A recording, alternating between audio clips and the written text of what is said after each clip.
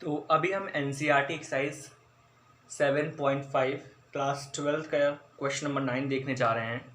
ये क्या है, यहाँ मुझे इंटीग्रेट करना है 3x+5 whole divide by 3 minus X cube minus X square minus X plus 1 को विद रिस्पेक्ट में 2dx। ठीक है, तो इसको हम कैसे करेंगे, जैसे हम पहले क्वेश्चन की पार्शियल फ्रैक्शन मेथड से करेंगे, पर उसके पहले को मैं जिसको ब्रैकेट में डिनोमिनेटर में ब्रैकेट फॉर्म लाना है या कैसे तो फैक्टर फॉर्म में इसको लिखना है। तो कैसे लिखते हैं, सबसे पहले जो डिनोमिनेटर आपका वो क्या है, x cube minus X square minus X plus 1। इसमें हम क्या कर सकते हैं, देखो इन दोनों में से अगर मैंने एक्स स्क्वायर कॉमन ले लिया तो यहाँ क्या बचा एक्स और यहाँ क्या आ गया -1। ठीक है, और इन दोनों में से अगर मैंने एक्स -1 कॉमन ले लिया तो यहाँ क्या आया एक्स और ये क्या आ गया -1। ठीक है, अब देखो इस टर्म से और इस टर्म को अगर देखो तो यहाँ से मैं x -1 दोनों में ही आ रहा है, तो दोनों में से x -1 कॉमन ले लिया मैंने। ठीक है, और यहाँ पे आ गया दूसरे ब्रैकेट में एक्स स्क्वायर -1। ठीक है, अब देखो एक्स स्क्वायर -1 को मैं एक्स स्क्वायर -1 स्क्वायर भी लिख सकता हूँ।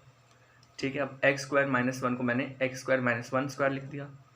और अब मैं इसको और कैसे कर सकता हूँ, A square minus B square equal to क्या लिख सकते हैं, A minus B A plus B.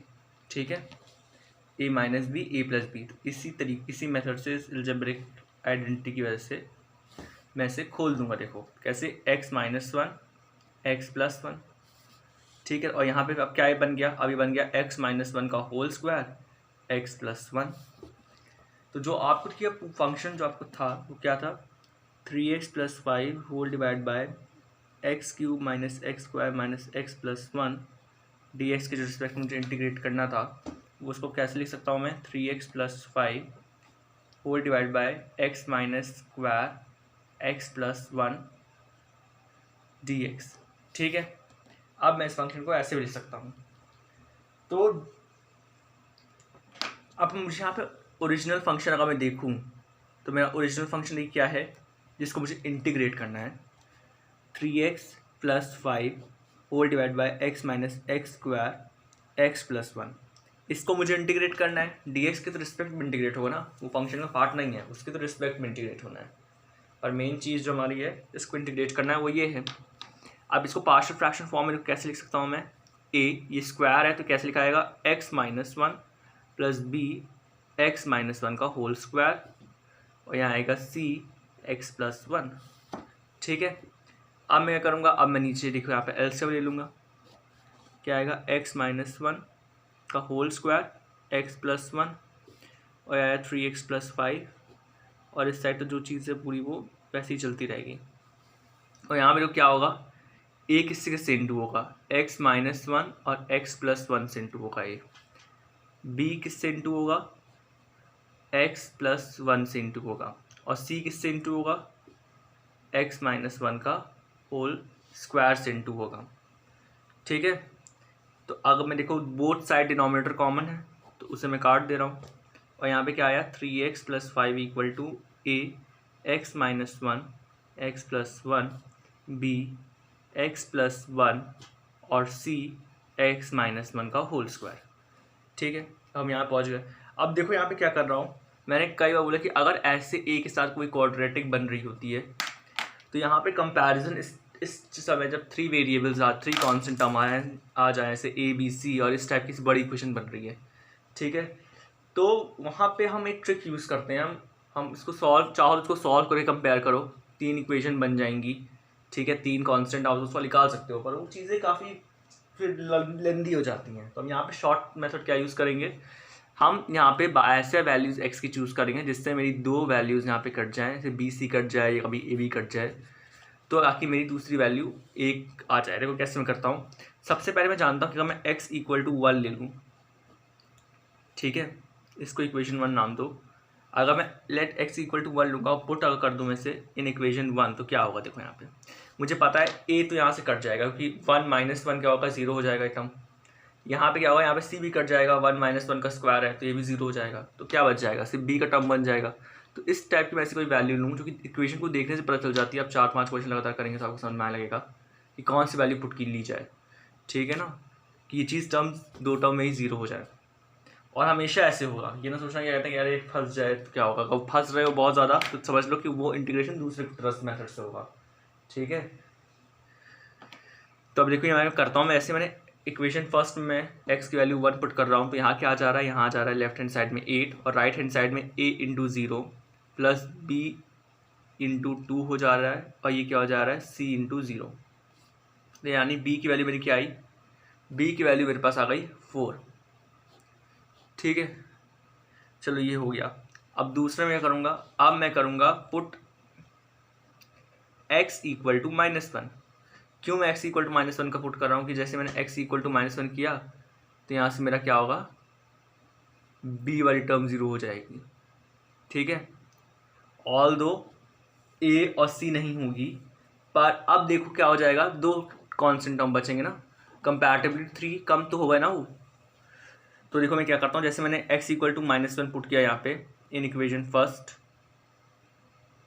तो यहाँ क्या हो रहा है, ये आ जाएगा मेरा -3 + 5 -2, और यहाँ पे क्या आएगा, ये हो जाएगा आपका देखो माइनस, ये क्या हो जाएगा -a इंटू -2, और ये क्या हुआ 0। देखो मुझे लगा था नहीं होगा पर ये हो गया, ये वापस 0 हो जाएगा पूरा टर्म, और b इंटू भी 0 ही होगा, ठीक है। और c क्या होगा, -1 क्या हो जाएगा, -2 हो जाएगा, -2 का स्क्वायर,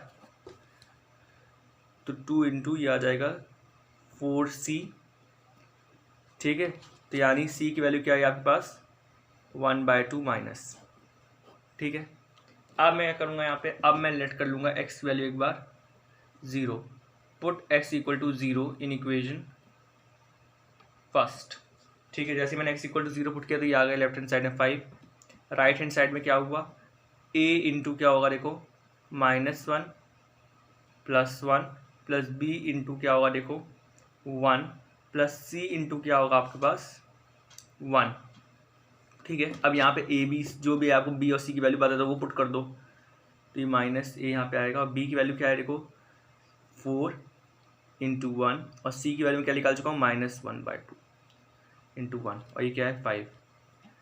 तो ये क्या हुआ 4 को उधर लेके जाओगे क्या आया 1, और -1/2 को मार के जाओगे तो प्लस हो जाएगा, और ये आपका है -a, ठीक है। अब देखो भी क्या होगा यहाँ पे, ये देखो अभी मैं कर रहा था, मैंने गौर किया एक चीज़ कि हमने यहाँ पे कुछ गलती की है, ठीक है। क्या गलती की है देखो, जब x इक्वल टू -1 है इस यहाँ पे गलती की है इस जगह पे, जब x इक्वल टू -1 मैं यहाँ पुट कर रहा हूँ तो -3 + 5 क्या होगा +2 होगा ये, ठीक है। तो c की वैल्यू +1/2 आएगी, माइनस नहीं होगी। तो जो हम यहाँ पे हमने माइनस वैल्यू पुट की प्लस में पुट की जाएगी, ठीक है। और ये जब यहाँ जाएगा तो यहाँ 1 पहले से था, 5 से देखो 5 यहाँ पे 4 यहाँ आया तो क्या हुआ -5 - 4 होता है 1, और 1/2 अब यहाँ जाएगा तो क्या होगा प्लस में -1/2, और -a पहले से ही है, तो अब a की वैल्यू यहाँ मेरी क्या आई 1/2, ठीक है। a की वैल्यू 1/2 है, c की वैल्यू 1/2 है, और b की वैल्यू 4 है, ठीक है। तो देख लीजिए पहले आप, हमने तीनों वैल्यू निकाल ली है। अब मैं क्या करूँगा, इन तीनों वैल्यू को मैं इस इंटीग्रेशन में इसमें पुट कर दूंगा, और फिर इसको मैं dx के रिस्पेक्ट में इन तीनों को इंटीग्रेट कर दूंगा और मेरा आंसर निकल आएगा। चलिए हम दूसरे पेज पर करते हैं बाकी स्टेप्स। तो देखो अब जो आपका 3x + 5 है, x - 1 का होल स्क्वायर x + 1, ठीक है। ये जो है इसको मैंने क्या, इसको मैं कैसे लिख सकता हूँ, a/x - 1 प्लस b/x - 1 का होल स्क्वायर प्लस c/x + 1, ठीक है। इस तरीके से मैंने लिख सकते हैं। और मैंने a b c की वैल्यू फाइंड आउट कर ली है। a की वैल्यू क्या है, a की वैल्यू है 1/2, b की वैल्यू है 4, और c की वैल्यू क्या है 1/2, ठीक है। इन तीनों की वैल्यू हमें मिल गई है। तो अब हम क्या करेंगे, देखो यहाँ पे एक सेकंड रुकना, देखो यहाँ मैंने फिर गलती की है, c की वैल्यू a की वैल्यू आपके पास -1/2 होगी। क्यों, क्योंकि देखो मैंने यहाँ पे फिर से मैं भूल गया हूँ यहाँ पे एक चीज़ करना, ये गौर करो यहाँ पे देखो, मैं इसको देखो ये क्या है, 1 माइनस 1/2 इक्वल टू क्या था, -a था, तो ये क्या आएगा 1/2 और ये होगा इक्वल टू -a, तो a इक्वल टू क्या होगा -1/2। ठीक है, तो b की वैल्यू क्या है 4, c की वैल्यू क्या है +1/2 और a की वैल्यू क्या है -1/2। ठीक है ना, तो 12 पता नहीं क्यों गलती हो रही है। तो हमने a b c की वैल्यू निकाल ली यहाँ से। अब मैं करूँगा इसमें पुट करके इसको इंटीग्रेट कर दूंगा। ठीक है, तो सबसे a की वैल्यू क्या है -1/2, कॉन्स्टेंट टर्म है इसलिए मैं इंटीग्रेशन के बाहर लिख रहा हूँ, x - 1 dx। b की वैल्यू क्या है 4, ये भी कॉन्स्टेंट टर्म है इसलिए मैं इंटीग्रेशन के बाहर लिख रहा हूँ, x - 1 का होल स्क्वायर। c क्या है 1/2, कॉन्स्टेंट टर्म है इसलिए मैं इंटीग्रेशन के बाहर लिख रहा हूँ। ठीक है, dx। यहाँ तक हम देखिए पहुँच गए, क्योंकि हमें क्या करना था 3x + 5x - 1 का होल स्क्वायर x + 1 जो चीज़ है आपकी, ये क्या है, इसको पूरा इंटीग्रेट करना है रिस्पेक्ट टू dx। इसलिए को मैंने सारे यहाँ पे भी इंटीग्रेशन और रिस्पेक्ट टू dx लगा दिया है तीनों में, और जो कॉन्स्टेंट टर्म है उसको मैंने डायरेक्ट पहले से बाहर ले लिया है जो कि a b c थे। ठीक है, अब मैं यहाँ पर इसको इंटीग्रेट करूँगा, इसको इंटीग्रेशन फर्स्ट कह दो, इसको सेकेंड कह दो, इसको थर्ड कह दो। ठीक है, तो देखो मैं सारे इंटीग्रेशन करके यहाँ दिखाऊंगा एक एक।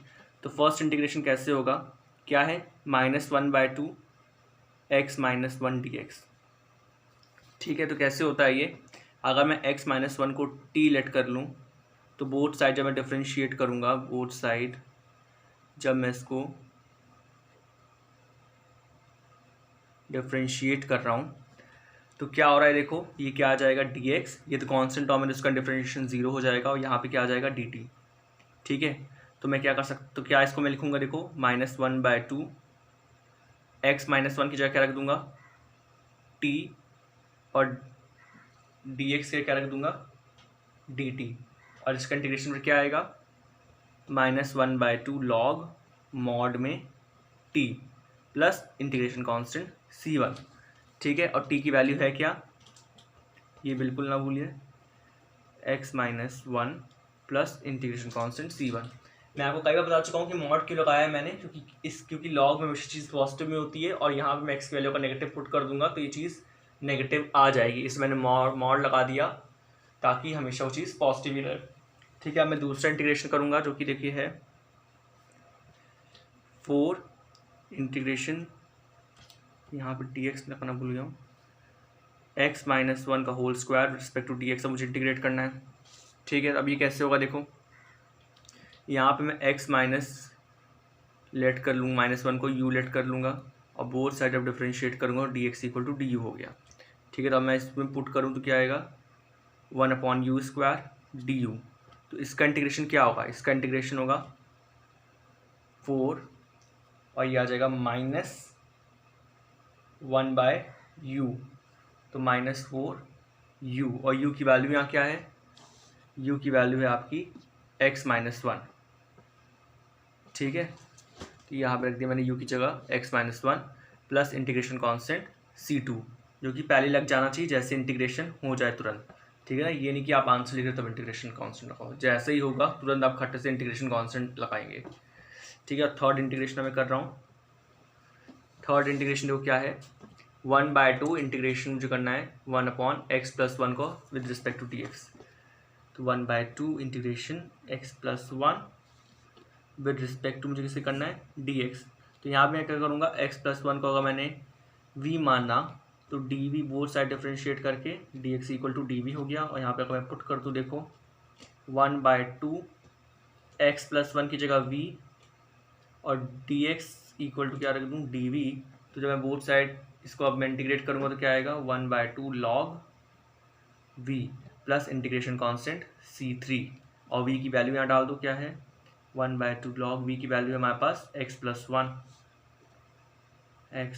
1 इंटीग्रेशन कांस्टेंट c3। अब मैं करूँगा, देखो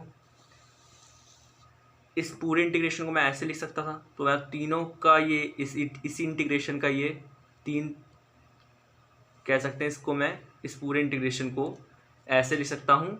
तो इन तीनों का जो इंटीग्रेशन होगा उनका, और ये सब सम में है तो इनके आंसर भी क्या होगा, तीनों इंटीग्रेशन का सम जो आएगा वो होगा इसका आंसर। ठीक है, तो देखिए अब मैं तीनों को साथ में लिख रहा हूँ, पहले इंटीग्रेशन का आंसर क्या आया है मेरा -1/2 log x - 1 plus integration constant C2। Second का आया है -4x - 1 प्लस इंटीग्रेशन C2, और यहाँ पे क्या है 1/2 log x + 1 मॉड में प्लस इंटीग्रेशन कॉन्स्टेंट C3। तो मैं तीनों इंटीग्रेशन को प्लस करके लिखूँ फाइनली, तो जो क्या हो रहा है, ये हमारा आ रहा है पहला -1/2 log x - 1, ठीक है। फिर क्या आएगा -4/x - 1 प्लस 1/2 log मॉड में x + 1 plus integration constant C1 C2 C3, ठीक है। अब देखो क्या है, यहाँ पे बेस सेम है। बेस सेम मतलब क्या, अगर जैसे आपके पास एक integration log a plus log b log की प्रॉपर्टी होती तो हम क्या लिख सकते हैं इसको, log a b मल्टीप्लाई में कि वो आ गया।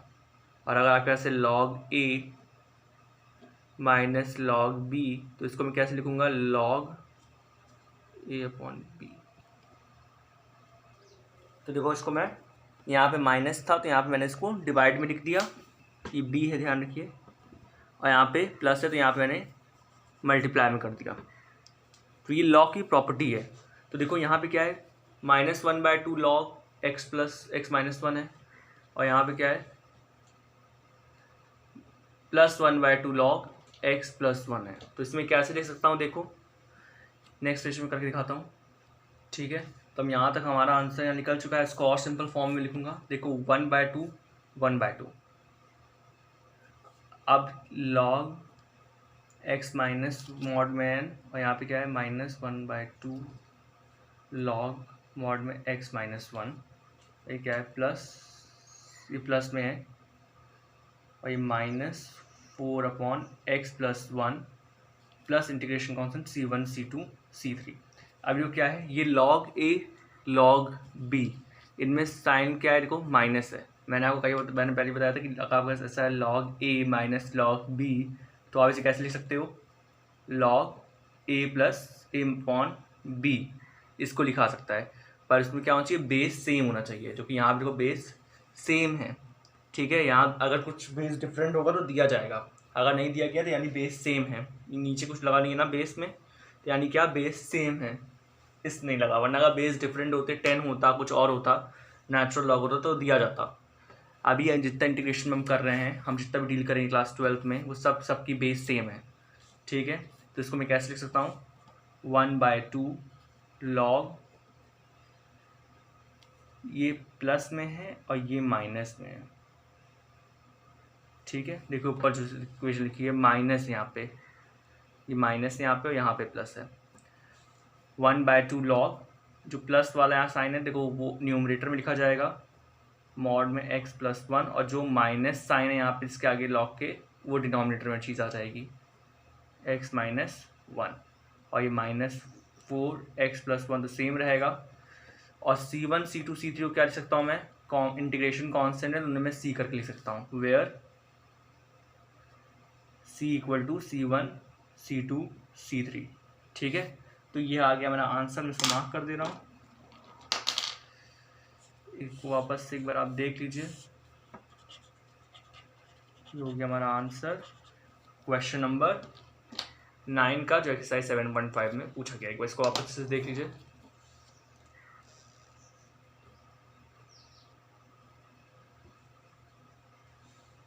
कैसे हमने किया है क्वेश्चन, सारे स्टेप्स को बहुत प्रॉपरली कीजिए। मेरी तरह नहीं, तो मैंने अभी इतनी गलती कर दी यहाँ पे। ज़्यादातर कभी कभी गलतियाँ इसलिए भी आती हैं क्योंकि मैं डायरेक्ट कर रहा होता हूँ, मैं पहले ऐसे नहीं मैंने किया हुआ है कि मैं उसको देख कर रहा हूँ, तो इसलिए कब डायरेक्ट इस वीडियोस बनाने में यही प्रॉब्लम होती है कि वो बीच में एरर हो सकता है, क्योंकि मैथ्स ही है और डेफिनेटली कुछ कैलकुलेशन मिस्टेक्स तो हो ही सकती हैं, पर मैं कोशिश करता हूँ कि बिल्कुल भी ना हो। तो thank you for watching it.